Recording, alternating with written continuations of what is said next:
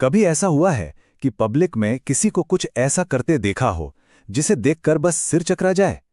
हाल ही में एक वायरल पल ने बिल्कुल यही सवाल खड़ा कर दिया कि आखिर ये सिविक सेंस होता क्या है। और आज हम इसी की गहराई में उतरने वाले हैं। तो शुरुआत हुई इस एक सीधी सी लेकिन बहुत ही दमदार लाइन से।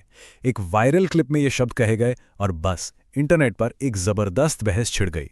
इस पूरी घटना के सेंटर में थी इन्फ्लुएंसर अमूल्या रतन। वो पब्लिक में एक वीडियो बना रही थीं, तभी एक अनजान शख्स उनके शॉट से गुजरा और इस पर उनका जो रिएक्शन था वो वायरल हो गया। इसी बात पर बहस छिड़ गई कि सार्वजनिक जगहों पर आखिर हक किसका है। और बस इसी वायरल मोमेंट ने एक बहुत ही जरूरी सवाल सबके सामने रख दिया कि भाई ये सिविक सेंस असल में है क्या चीज। चलिए पता लगाते हैं। तो ठीक है, सबसे पहले इस शब्द को ही समझते हैं, क्योंकि ये सिर्फ एक ट्रेंडिंग टॉपिक से कहीं ज्यादा है। ये एक बहुत ही जरूरी कॉन्सेप्ट है। इसे ना एक ऐसी रूल बुक की तरह समझिए जो कहीं लिखी नहीं है।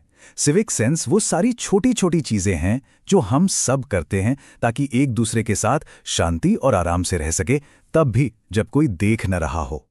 और ये हमें रोजमर्रा की जिंदगी में बहुत सीधी सादी चीजों में नजर आता है, जैसे ट्रैफिक लाइट पर रुकना, कूड़ेदान का इस्तेमाल करना या फिर लाइन में अपनी बारी का इंतजार करना। यही छोटे छोटे काम मिलकर एक अच्छा समाज बनाते हैं। लेकिन सवाल ये है कि क्या सब में सिविक सेंस का लेवल एक जैसा होता है? चलिए देखते हैं डेटा इस बारे में क्या कहता है, क्योंकि वो कुछ दिलचस्प पैटर्न जरूर दिखाता है।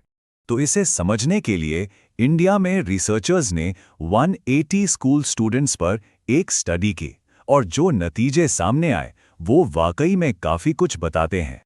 सबसे दिलचस्प बात यह सामने आई कि इस स्टडी में औसतन लड़कियों में सिविक सेंस का स्कोर लड़कों के मुकाबले काफी ज्यादा था। ये आंकड़े जेंडर और हमारी सामाजिक परवरिश को लेकर कुछ जरूरी सवाल जरूर खड़े करते हैं। इतना ही नहीं, इस स्टडी में यह भी देखा गया कि प्राइवेट अनएडेड स्कूलों के स्टूडेंट्स में सिविक सेंस का स्कोर सबसे ज्यादा था। उनके बाद प्राइवेट एडेड स्कूल और फिर सरकारी स्कूल के बच्चे।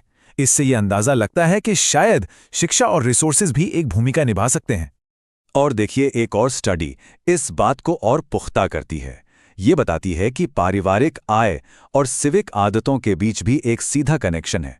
मतलब सामाजिक आर्थिक हालात भी इस पूरे समीकरण का एक अहम हिस्सा हैं। तो ये सब डेटा तो ठीक है, पर इन सब बातों का असल जिंदगी में मतलब क्या है? चलिए सिविक सेंस के रियल वर्ल्ड असर का पता लगाते हैं। देखिए, जब सिविक सेंस की कमी होती है तो इसका असर बहुत गहरा होता है।